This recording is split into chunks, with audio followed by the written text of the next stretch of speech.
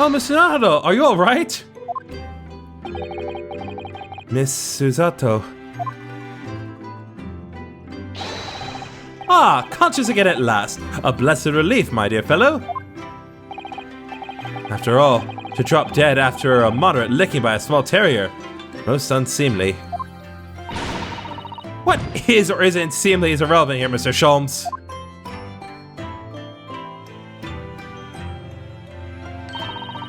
I'm so glad there's no lasting damage. How are you feeling? I'm fine, thank you. Did you bring me back here?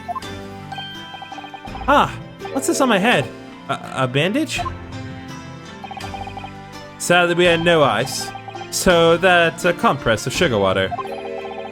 Sugar water? Don't worry, Mr. Naruto. It's a first aid treatment that my father taught me. Oh, thank you. So, let us take tea when you're feeling up to it. But of course, no sugar in the patient's cup. Ugh. But my head is throbbing sweetly enough, don't worry. Whenever you feel ready then. Okay, well, I think now that we've regained our composure, let's try to go back to the Fresno Street room. Hey, Gina, want to talk about what the hell just happened? Gina, I'm really sorry. It's daft, innit? If you asked me a year ago, the cops could go hang for all I cared. But we've got to have police, ain't we? To catch the bludgers. So us divers can go about our business in peace. Wait, sorry? I don't think I have heard that properly. He said he was gonna teach me everything I need to know to be a detective. But all he got around to show me was where the best flaming fish and chip shops are. Actually, that reminds me. Gregson said he was supposed to be going to Paris in the near future, didn't he? Is something wrong? Oh, no, I'm sure I'm reading too much into things. It's just that the timing seems very coincidental. Hmm? You know, the boss was acting a bit strange recently. Like, he was always in a rush.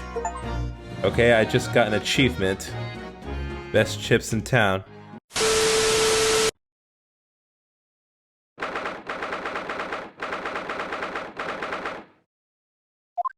Herr mit dem Schwarzbiergebot, brodelnd wie ein Feuerberg, den Schlund es mir verhebt. Ach, Hopfen, deine Wut.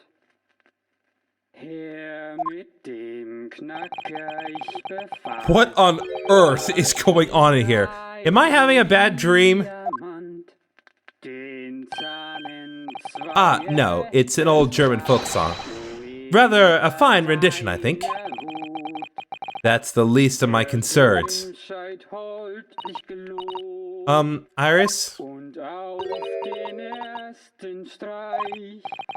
Iris, what's the matter?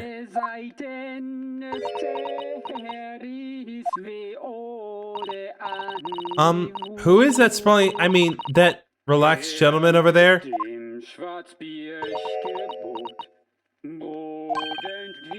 Iris? Is she even listening? Excuse me, sir.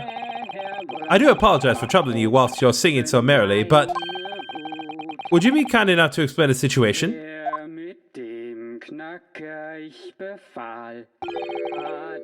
Well, that worked. A crooning gentleman and a mute young girl. A rather tantalizing juxtaposition. And one that appears to have incited the gods of deduction within me to find their voices, too. Oh, good lord. Ah, Mr. Sholmes, do you mean... The strains of reason within me are playing now as a delightful duet.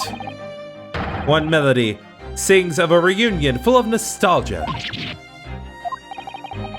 whilst the other is a morose theme about the great secret you're trying so desperately to conceal, Iris. She's turned as white as a sheet. So, as usual, you're instantly seen to the very heart of the matter. And by the time my own brief performance is over, I feel sure this gentleman's song will reach its finale. So then, to music land where all is sweetness and delicacy and harmony. Pray do enjoy Herlock Sholmes' latest logic and reasoning spectacular.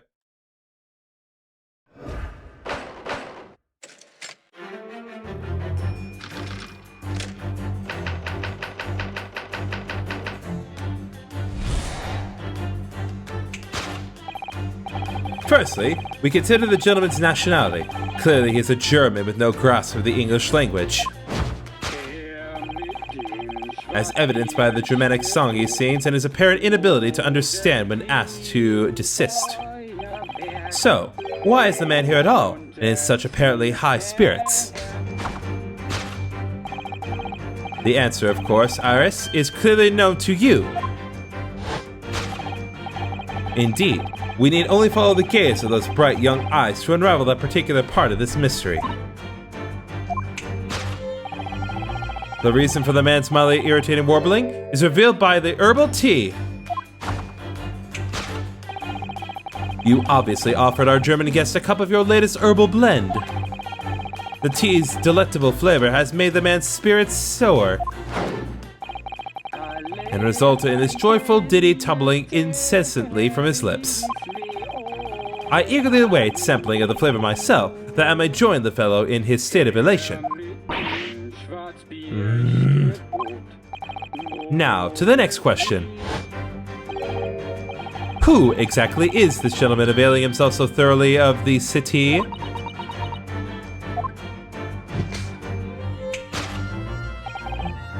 As it happens, a number of years ago now, a certain gentleman of German origin engaged my services in solving a particularly delicate case. He required the retrieval of letters once sent to an acquaintance that might have proved problematic. In order to conceal his noble identity, he also arrived at my office in a mask. The gentleman's name was Wilhelm Gottschalk Sigmund von Ormstein, the King of Germany. No. If my memory serves, the mask worn by this gentleman is identical. Yes, there can be no question, that mask belongs to the King of Germany. It would appear that His Majesty remembers the fine service I afforded him, and that he has decided to show his face again, mask and all, in order to express his gratitude. A well-mannered monarch indeed, wouldn't you agree, my dear fellow?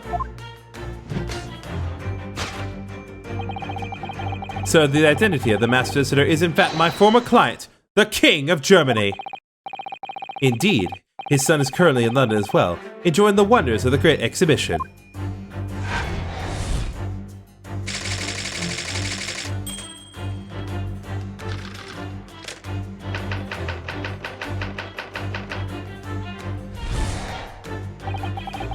Which leaves us with one remaining imponderable. Yes, you, young Iris. But your apparently inexplicable silence is unable to hide the truth. Yes, the reason for your muteness is concealed inside that knapsack. A 5-pound note, I believe. I must say, as your compatriot, I'm deeply saddened. It would appear that you've allowed yourself to be bribed into silence by His Royal Highness, earning yourself some spending money in exchange for keeping quiet about the King's secret. And now, the final piece of the puzzle. What is this secret you strive to hide with your silence, Iris? Ah, yes. We need only follow that brief involuntary twitch of your eyes to find the answer. You were attempting to abscond with that coffee cup. My favorite coffee cup, in fact. Or should I say, the handle of my favorite coffee cup? it appears that His High-Spirited Highness broke it in the midst of his hijinks. Which leads us to the sad truth. My favorite coffee cup's been broken by the King of Germany! And Aris, you tried to conceal it from me! I shall have a bill sent via governmental channels to the German royal family for its replacement. To hide the coffee cup. No.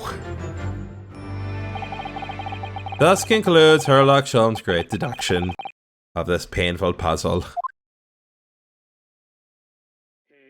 No.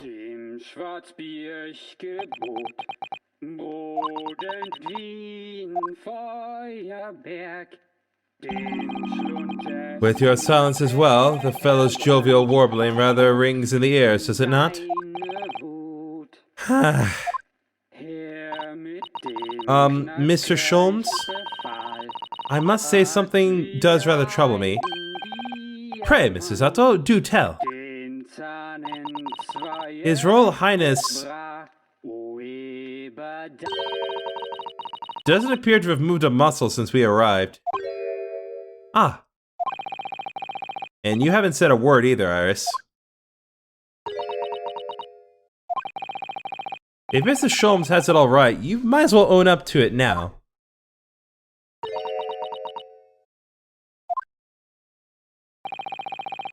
Your reasoning isn't entirely without substance, I must admit. And one other thing, Mr. Sholmes. Yet another grievance, Mr. Naruhodo? Surely not. Well, I actually read the story of that case recently, the one you were just describing. And according to that, at least, it wasn't the King of Germany, it was the King of Bohemia. Yeah, I was wondering about that. It's like, are they not the same thing? Goodness, was it? Yes, that's quite true. Master Gotz, the prince, testified to that in court. In his words, I have come to see the great exhibition all the way from my home in Bohemia.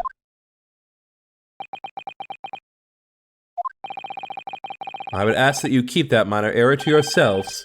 It could easily become quite a scandal. I believe, Mr. Naruhodo, that it's our turn now to make some corrections to a number of minor errors that may have slipped in. Yes, even Mr. Sholmes is willing to admit he might slightly wide the mark this time. Although it's clear that Iris is definitely hiding something. We need to find out the truth behind this mysterious scene. But one truth is incontrovertible. My favorite coffee cup is no more. So, shall we embark again? On a joint presentation of Herlock Sholmes' Logic and Reasoning Spectacular?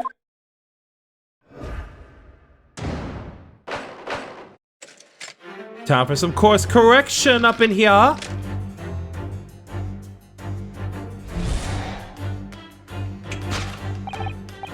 Firstly, we considered this gentleman's nationality. Clearly, he is a German with no grasp of the English language,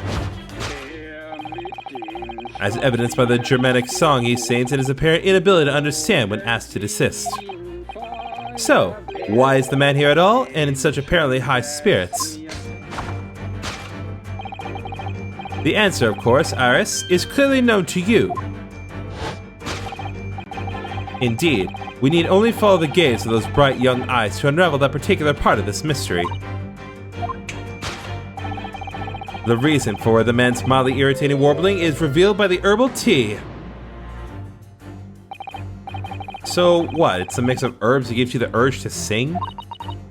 Goodness, I should like to try some. And I'd like to hear your singing, but this man... just how long does he intend to keep up with that tune, do you suppose?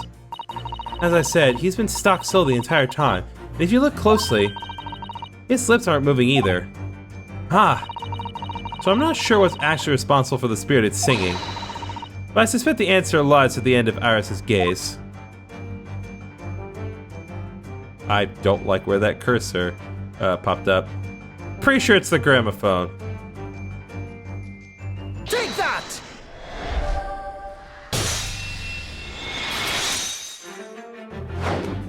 I know compressed audio when I hear it. The reason for the man's mildly irritating warbling is revealed by the gramophone.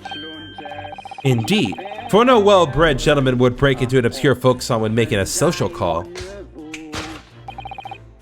In other words, this gentleman isn't singing at all. In fact, it would appear that the fellow is unconscious.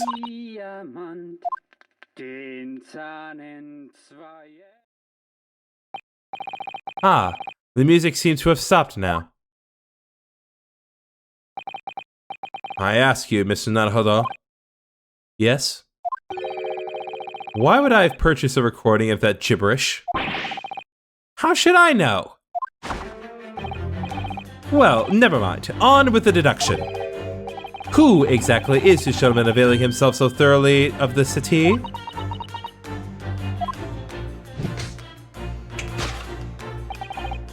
As it happens, a number of years ago now, a certain gentleman of German origin engaged my services in solving a particularly delicate case. He required the retrieval of letters once sent to an acquaintance that might have proved problematic. In order to conceal his noble identity, he also arrived at my office in a mask.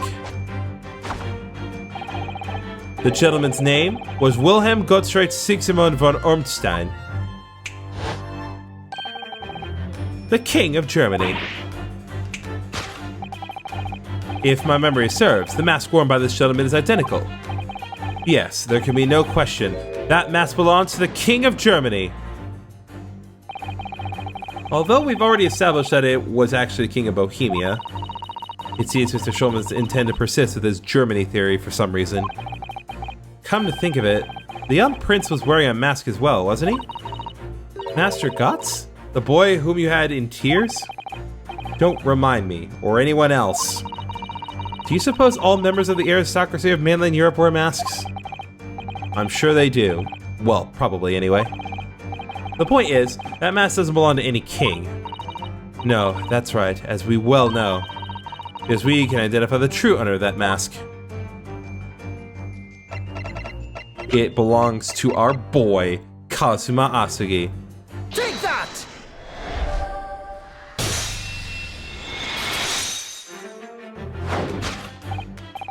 Yes, there can be no question that mask belongs to Kazuma Asugi. In other words, my memory is sublimely unreliable. We are in agreement. Only you could try to make that sound positive. Kazuma's mask has been languishing on this metal chest for several days. Though that doesn't explain why the gentleman is wearing it now.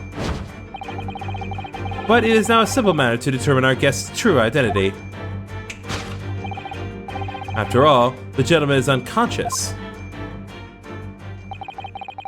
We need only excuse ourselves in advance, gently lift the mask, and peer beneath it.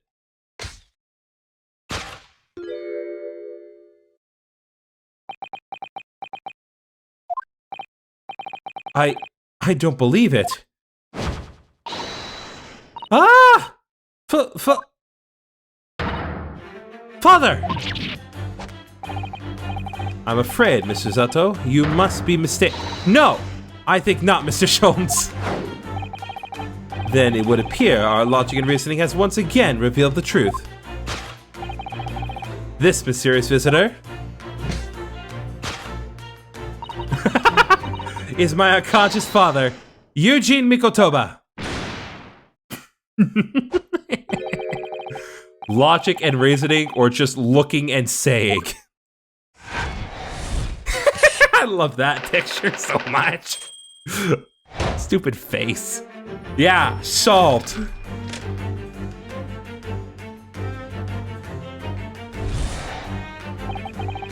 Which leaves us with one remaining imponderable. Yes, you, young Ars. But your apparently inexplicable silence is unable to hide the truth. Yes, the reason for your muteness is concealed inside that knapsack. So that's a 5-pound note poking out from Aris's knapsack, is it? Oh dear, I can't be sure. Most money that we encounter is in coin form. I know. I'm not even sure if we've seen any banknotes here in Britain at all, have we? But anyway, Father would never have paid money for Iris's silence. He certainly seems like the silent type himself, though, judging by his present state. There must be some other reason for Iris's silence, I suppose. Perhaps what Iris is trying so hard not to give away with her eyes is something entirely different. Yeah, it has to be the metal chest. That's where her eyes are pointing. Plus, there's not really anything else for me to interact with. Yes, the reason for your muteness is concealed inside that metal chest. An excellent observation, for upon closer inspection, there is something different about the chest's appearance. It's kept locked at all times, yet now, the catch is open. Evidently, this has something to do with your refusal to speak, Iris. But it's simple enough matter to incite you to speak, I'm sure. I merely need to open this chest.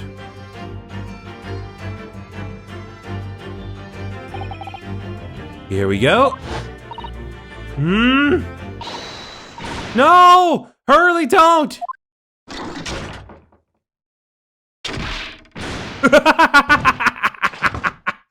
Well, I think we worked out what happened at first. Mr. Sholmes! Mr. Sholmes, Hurley!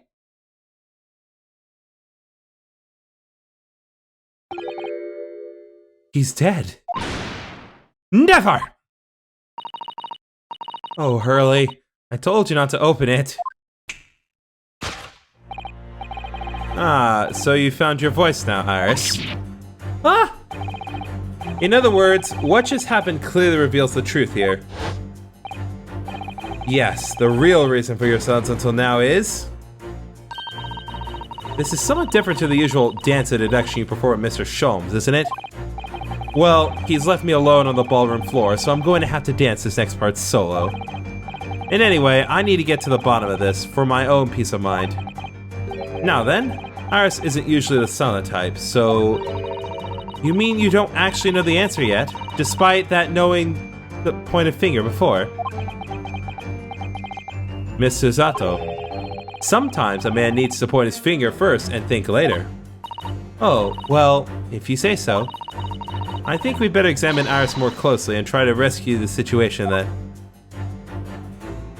Reason for your silence until now is... probably having to do with that key.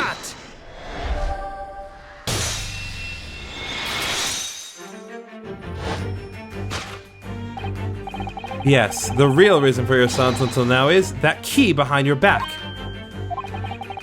When Mr. Sholmes was thrown into the air before,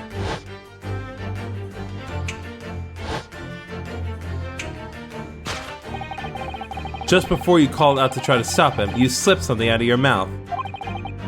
That something is the key now in your hands. No doubt the key to the chest. You're so clever, Runo! So now it becomes clear. Thanks to Mr. Sholmes' graphic demonstration, we can well imagine what happened here. But... Professor Mikotoba also opened that metal chest only to be punched into the air. And land sprawled on the settee. But wait! That doesn't explain all the facts. What about the stylish scarf and the cup of tea? And above all, why would he be wearing Kazuma-sama's mask? Well, for those curious details, I can think of only one explanation. Clearly, an unbelievable miracle took place in this room. Isn't that right, Iris? Consider how the room was arranged before this whole painful experience took place. When Professor Mikotoba opened the chest, completely unaware of what awaited him inside. The mask was flung into the air just as he was, only to land neatly on his face when it fell back down. And the teacup's journey through the air ended with it caught on the unconscious professor's finger. You mean to say that this stylish scarf is actually just a tablecloth? This is the Great Detective's office, after all. A place of miraculous deductions.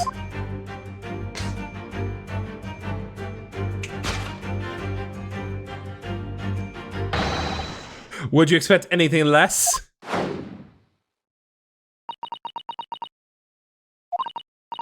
Yes, you're right. It happened exactly as you said. Brilliant, Runo. Thus concludes Ryunosuke Naruhodo's great deduction of this punchy puzzle. I am never ready for these. I am never ready for these, ever. So then, why don't I make a fresh pot of tea for us all? Objection! An admirable performance, Mr. Naruhodo. But in the final act of the show there, you rather missed everything of importance. Mr. Sholmes! If you would cast your mind back to my earlier deduction. Iris, clearly you're hiding a great secret. Ah! She is? From the look on her face. Mr. Sholmes must be right. Whatever that great secret is, the cat isn't out of the bag yet. So I put it to you again. You were attempting to abscond with that coffee cup. It really is a shame about Mr. Sholmes' cup. It must have been smashed when Professor Mikotoba opened the chest. Oh dear, so many things seem to have been broken here. But now the deduction has taken a different direction. Iris doesn't seem to be trying to hide the broken cup anymore. In other words, her great secret is something else. Let's put our observational skills to work here one final time then. Aha! What is that? Take that!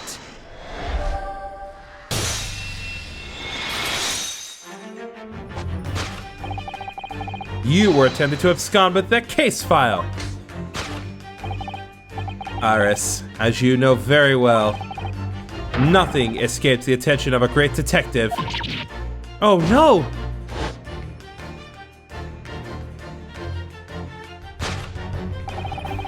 We visited Scotland Yard's autopsy laboratory earlier today, and Dr. Gorey informed us that the autopsy report of Clint Van Zeeks had gone missing. Clint Van Zeeks. Yes, I do seem to recall that some years ago I asked to see the report in question. You were with me, weren't you, Iris?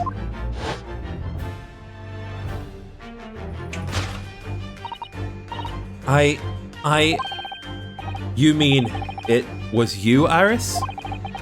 So those papers you have there are...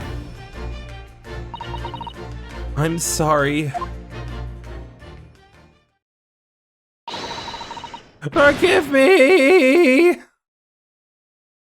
I don't like making Iris cry, but at least we solved the case, sort of.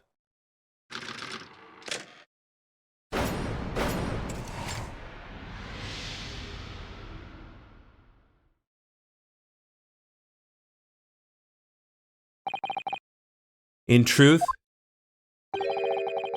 I would like to have thought I could have predicted the booby-trapped chest. But it caught me completely off guard. I was very nearly the late consulting detective Herlock Sholmes. I'm sorry, Hurley. So you mean this autopsy report really is... Yes, I took it from the lab, even though I knew it was very important. Was there something in it that troubled you, Iris? Not exactly something that troubled me. Something I'd been looking for. When I saw this report, when I saw the writing in it, I knew it was Daddy's. The writing? Your father's writing? What do you really mean?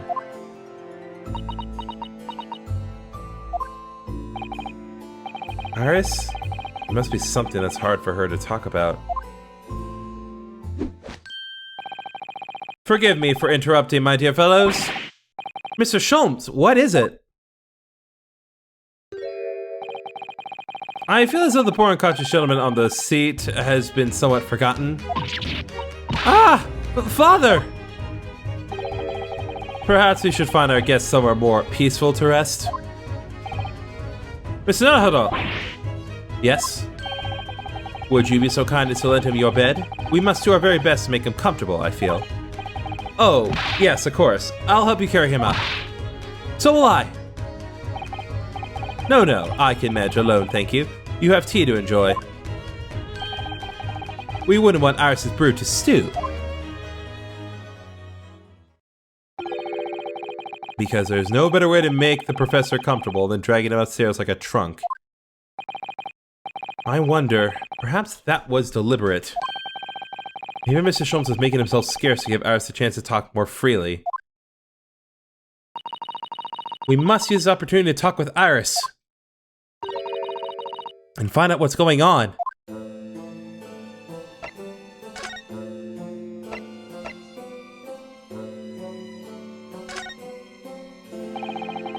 Would you like to tell us about it, Iris? About your father? I'm sure I told you before, didn't I? That Daddy used to be Hurley's partner. Yes, and that notes about all the cases they solved together kept inside that metal chest. That's right. Hurley told me, you see. He said that Daddy's somewhere far away now, so we can't meet.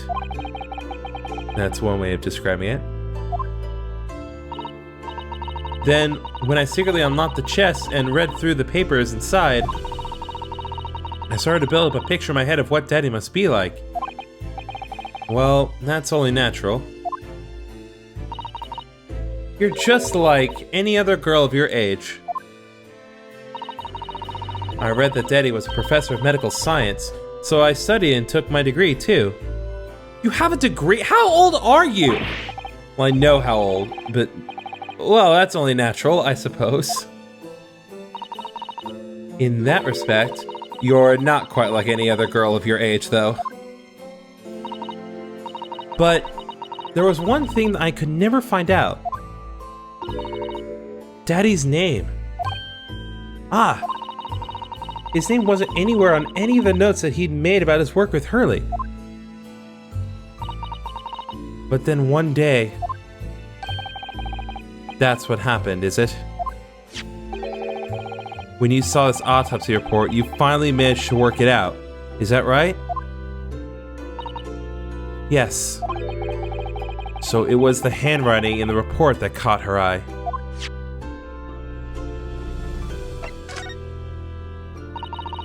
When I saw the writing on that report, I could hardly believe it. I know that handwriting, I thought to myself. Because it was the same as the writing you'd seen on your father's case notes. Exactly. I was desperate to compare the two properly. I needed to see them side by side. I asked the doctor in the laboratory, but I was told I couldn't take the report away. And even worse, I was told that it was for the first and last time we'd be allowed to even look at it there. So you decided to steal it. When I compared the autopsy report with the case notes I had here, there was no doubt. The handwriting was exactly the same. It was Daddy's. And the signature of the coroner on the bottom of the autopsy report read Dr. John H. Wilson. So that's how I finally found out. I learned Daddy's name at last. I see. Ever since then, I've called myself Iris Wilson. And that's also when I had the brilliant idea of writing stories all about Daddy's exciting times with Hurley. I decided there and then that I'd write the adventures of Herlock Sholmes. Oh, Iris, I had no idea the stories had quite such a deep personal significance for you. I could see why the autopsy report was so important to her now. And why she was prepared to break the law to get her hands on it.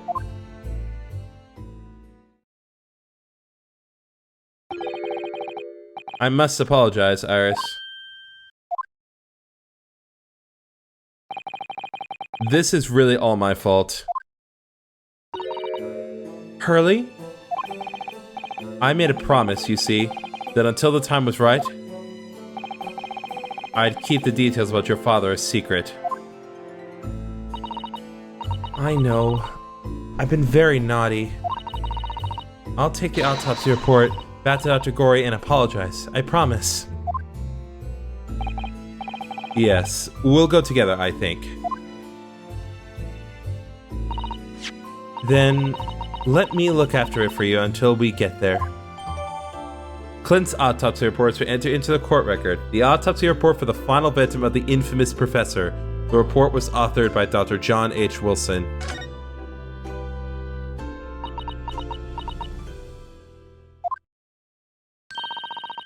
I must go and water my herbs, I think. I'll see you all later. Poor Iris. She must be feeling awful. I know Mr. Sholmes is here for her, but still. Ah! What? How? What is the meaning of this, Mr. Sholmes? Mr. Sholmes? Oh dear me. So, you've noticed, I see. But that would mean... What on earth's the matter, Mrs. Sato? You've turned as white as a sheet. It's this autopsy report, Mr. Naruhodo. The one from 10 years ago. The writing isn't Dr. Wilson's at all. Huh? What do you mean? How could you possibly know that? Because I know this writing very well. This writing. It's my father's. What? Professor Mikotoba's? Indeed, it's true. And now you know, my dear fellows. No! I don't know anything! What on earth is all this mean, Mr. Sholmes? Because the idea that's slowly forming in my mind, it's just too extraordinary to believe. Please, you have to explain. What is going on? I'm actually very confused. So, this autopsy report was actually penned by Professor Mikotoba then? But that makes no sense. It's not possible, surely. Not possible? My dear fellow, pray take a deep breath and think again. Yes, you're right. In some ways, it actually makes a great deal of sense. It does? 10 years ago is when Father returned to Japan after his extended study tour in Britain. And prior to his return, where was Dr. Mikotoba engaged? Ah, of course. He was an assistant in Dr. Wilson's laboratory, learning about forensic science. And as an assistant, he would have aided with the dissection work, making detailed notes, which would be assembled into the full autopsy report. Once the work was complete, the head coroner would check the contents and put his signature on the document. In other words, the only writing of Dr. Wilson's in the report would be his signature at the end. I see. So Iris got the wrong end of the stick, you mean? She saw that and assumed the whole report had been written by Dr. John H. Wilson. Which is very understandable, of course. What a complicated situation. The details of Clint's autopsy report have been updated in the court record. Okay, so signed by Dr. John H. Wilson, who carried out the procedure, though Mikotoba actually penned the report. So who's Iris' father?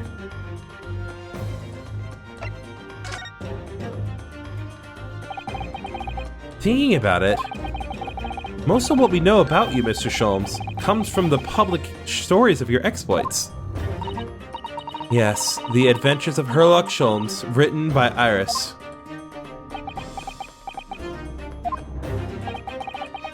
And we really have no way of knowing what's fact and what's fiction. Most troubling for you, my dear fellow, I'm sure. So what about this supposed partner of yours? Did he really exist or not? Ah, you've come straight to the point, I see. And please come straight to the answer. I believe Iris explained it in one of her installments. He was a trusted comrade and the only person I truly have called a friend. And did this partner of yours truly make a record of all your cases? Are his notes really stored inside that metal chest? Absolutely, my dear madam. Absolutely. So, where's your partner now? We rarely meet. You see, he lives on the other side of the world.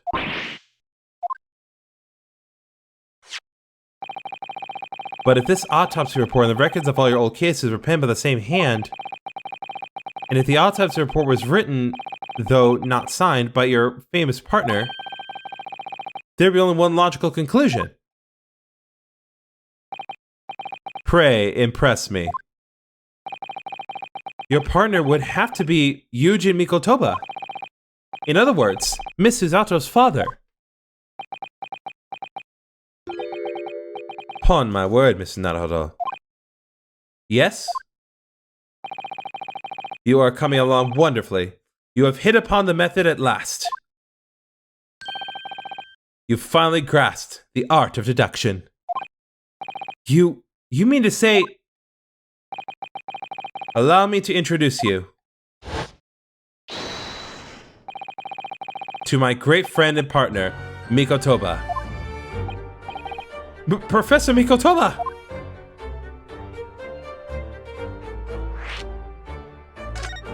I was not expecting that.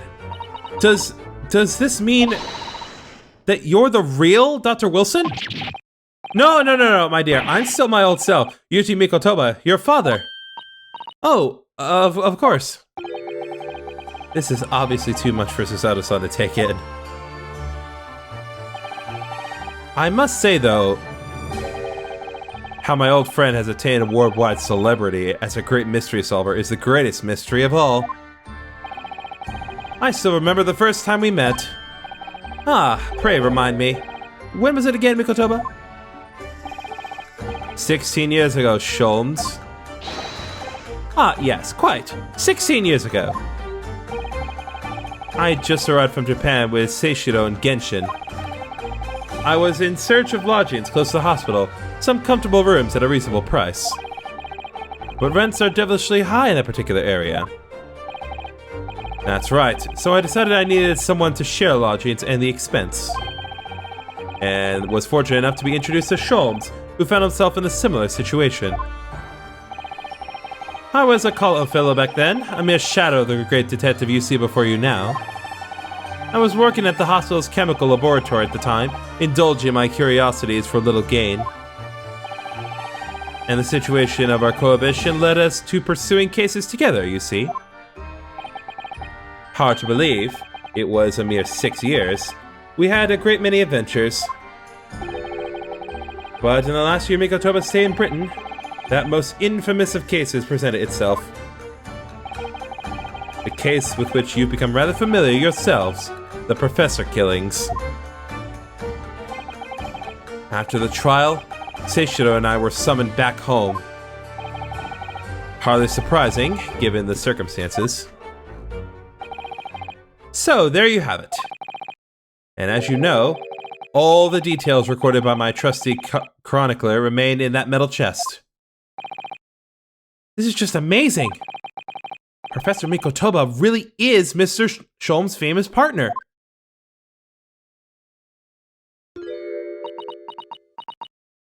How are you handling this, Susato? Father. Goodness, my dear, what a cunning look! As your daughter, I'm very proud to learn that you were the great detective's great partner. But nevertheless, there's another mystery that I really must ask you to explain now. And that is? You know very well what it is. The unresolved matter of Iris's father. Ah, of course, I'd almost forgotten about that one. I didn't. Seriously, who the hell is he? I should have seen this coming, I suppose. Who is Iris's father? Please let it be like Van Zeeks or something. I would die if it were Van Zeeks. Iris told us that all the notes about the Great Detective's adventures are in that metal chest. Were written by her father. Isn't that correct, Mr. Sholmes? That is indeed what I told young Iris. But if you're Mr. Sholmes' partner, father, and you wrote all those case notes, then Iris's father must be you. What? Upon my word, Mr. Zato. You are coming along wonderfully as well. You too have hit upon the method at last. What? You finally grasped the art of Wait, he is? What? What you've always told me, father, is that my mother died when I was born 16 years ago, and that you left me in grandmother's care whilst you embarked on your study tour of Britain. And I've always accepted that. But all this about Iris. Oh, there it is. Susan's ice-cold stare. No, now hold on a minute. It was very complicated. I mean, it's really not what you think. Then perhaps you'd like to explain exactly what it is. There it is. Now the ice go from ice-cold to red-hot. Just before she... No, really, you've got the wrong end of the stick. Sheldon, say something, man.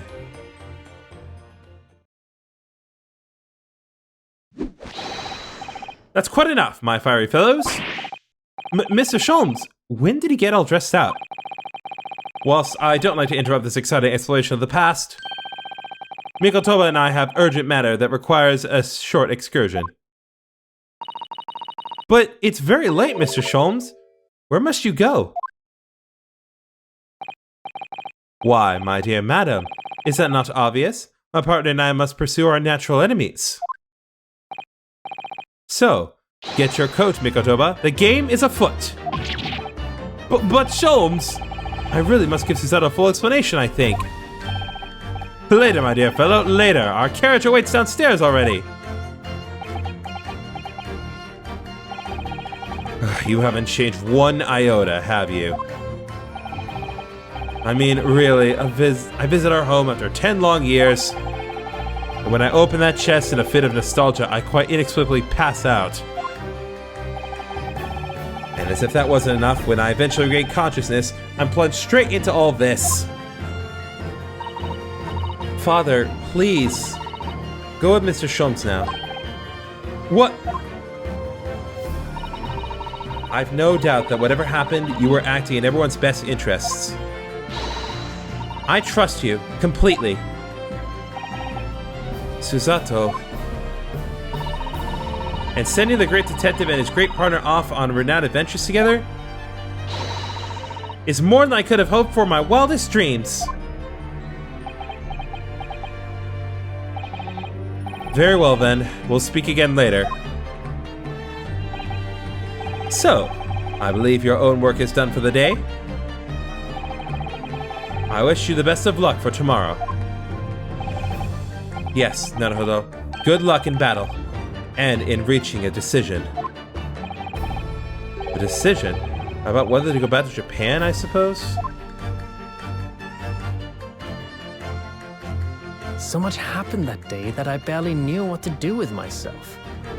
It would only be later that I'd come to realize how amidst the chaos I'd unleashed were all the clues I needed to finally unearth the truth. And that all the turmoil was necessary to give me the resolve to see everything through.